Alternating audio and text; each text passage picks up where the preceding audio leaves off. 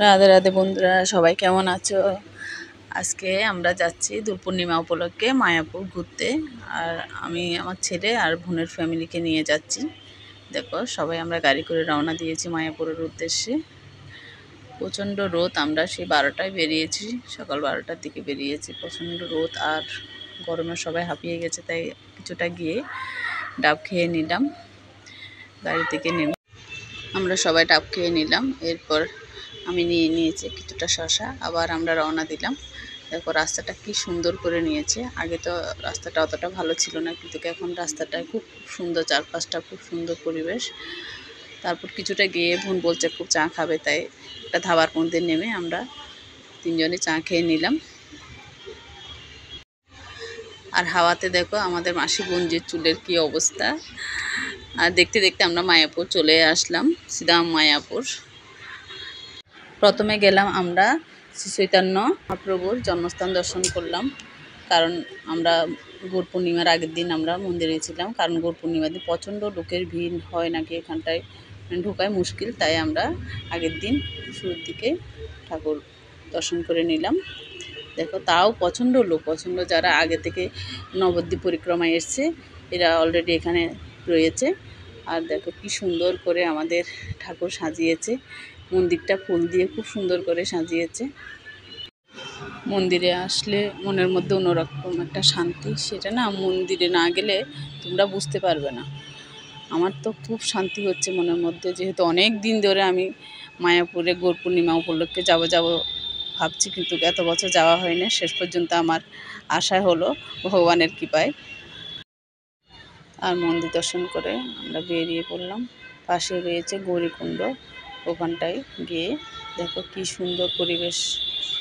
যেহেতু আমরা যেতে যেতে 5:30 বেজে গেছে, বিকেলবেলাটা খুব সুন্দর পরিবেশ চারপাশটায়।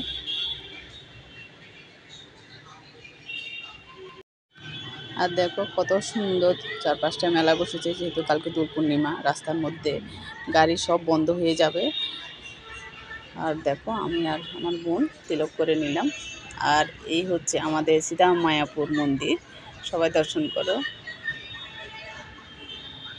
এই আমরা মায়াপুর মন্দিরে বিকেলবেলাটা চারপাশটা ফাঁকায় আছে, খুব ঠান্ডা। মন্দিরের ভিতরটা খুব ঠান্ডা রয়েছে, লোকজন তেমন নেই, কিন্তু সন্ধ্যার পর দেখবা প্রচণ্ড লোকের ভিড় মন্দিরে যখন সন্ধ্যা আরতিটা দেখার জন্য। মেন মন্দিরটা আপাতত এখন বন্ধ আছে, তাই আমরা বাইরেটা ঘুরে অনেকটা চারপাশটা ঘুরলাম, কিছুটা সেলফি তুললাম ঘুরে। দেখো কি সুন্দর, আগে এই জায়গাটা আমি কখনো দেখিনি। সব বসে সবাই মিলে কিছুটা ভিডিও করে নিলাম, ছবি তুলে নিলাম। ফুলের বাগানটা দেখো কি সুন্দর, দারুণ লাগছে, দারুণ। মানে আমার মনের যে কি শান্তি। আর দেখো সবাই বসে ওখানটায় সবাই সেলফি তুলছে।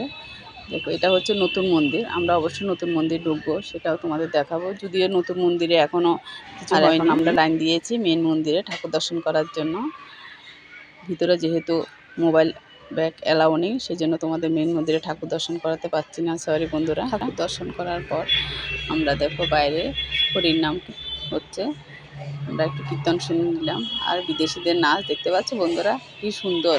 যেহেতু কালকে গৌর পূর্ণিমা, ওখানটায় না পুরোটাই যারা বিদেশি ভক্তরা রয়েছে, ওরা অলরেডি 1 মাস আগে থেকে আসা শুরু করে দিয়েছে। আমরা কোনো রুমই পাচ্ছি না, অনেকক্ষণ ধরে রুম খোঁজার চেষ্টা করছি, কিন্তু কোনো রুমই পাচ্ছি না। যারা রুম পাইনি তাদের সবাই রয়েছে দেখো বাইরে। আর এখানটায় দেখো নিত্যানন্দ মার্কেট, এটা মেলা বসেছে গৌর পূর্ণিমা উপলক্ষে। আমরা ঘুরলাম অনেকটা, ঘুরে এখানটা খাওয়ার দোকান, কাপড়ের দোকান, বিভিন্ন রকম মন্দিরের মায়াপুরে যা যা পাওয়া যায় সবই উঠেছে। খুব সুন্দর, খুব সুন্দর, দেখার মতন বন্ধুরা। আজকে রিল্যাক্স মুডে আমরা ঘুরে নিচ্ছি। কালকে জানি যেহেতু এখানে ঢোকার ব্যবস্থা নেই, প্রচণ্ড লোকের ভিড় হবে। তোমরা অবশ্যই নেক্সট ভিডিওটা দেখবে। আর দেখো দেখতে দেখতে আমরা ঠাকুর দর্শন করছি, সামনে নিয়ে যাচ্ছে গুরুর গাড়িতে করে ঠাকুরকে। সবাই দর্শন করো আর বলো জয় শ্রীরাম। আর এরপর নিয়ে যাবে আমাদের গৌরনীতায়, তোমরা দেখতে থাকো। আর এই সব ঠাকুরকে কালকের জন্য নিয়ে যাওয়া হচ্ছে, সব মাঠের মধ্যে নিয়ে রাখবে সব। কালকে যেহেতু গৌর পূর্ণিমা, ওখানে অভিষেক হবে, সব ঠাকুরকে মাঠের মধ্যে নিয়ে যাওয়া। চলে গেলাম নতুন মন্দির দর্শন করতে, টিকিট কাটা হয়ে গেল। নতুন মন্দির 50 টাকা করে টিকিট ওখানটায়, তাই বোনরা বলছে যাবে না এখন, ওরা অন্যদিকে ঘুরতে গেল। আমি ছেলে আর বোনের ছেলেকে নিয়ে আমরা তিনজনেই টিকিট কেটে উঠলাম। আসলে ওঠার কারণ হচ্ছে নতুন মন্দির দেখার, কারণ সবাই বলছে নতুন মন্দিরে ঠাকুর প্রতিষ্ঠিত হয়েছে, অনেকটা কাজ হয়েছে।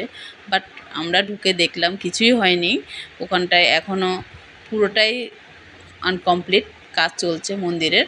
কারণ অনেক ইউটিউবরা যা দেখিয়েছে সম্পূর্ণ ভুল, আপনারা গেলে অবশ্যই দেখতে পারবেন। তবে মন্দিরটা অনেক সুন্দর, এখনও ওপেনিং না হলেও খুব সুন্দরভাবে কাজ চলছে, এটা দেখে আমাদের খুব ভালো লাগলো।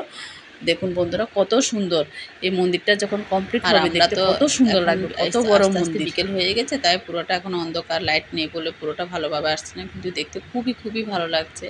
জানি না মন্দিরটা যখন ওপেনিং হবে তখন আসতে পারবো কি না, তাই এখন দর্শন করে গেলাম।